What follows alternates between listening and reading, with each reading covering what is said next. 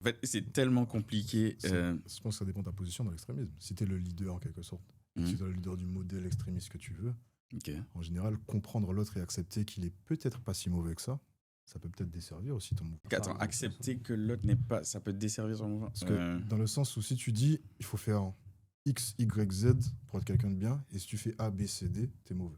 Ouais. Mais lui, il fait X. L'autre extrême, il fait par exemple X, Y. Il fait pas Z et il fait pas A, B. Tu vois Ben, c'est compliqué le schéma. Oui, non, je vois ce que tu dis. Mais au final, il n'est pas foncièrement mauvais, c'est-à-dire. Il peut être bon sur certains aspects. c'est sûr.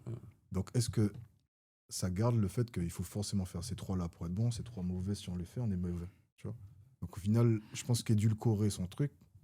Mais justement, c'est pour ça qu'il faut. Mais c'est pour ça qu'au contraire, dans ton schéma, au lieu de dire d'avoir un prérequis de jugement sur la valeur de l'individu en disant que c'est A, B, C, tu dis juste que les actes A, B, C sont les actes tolérés et les autres non.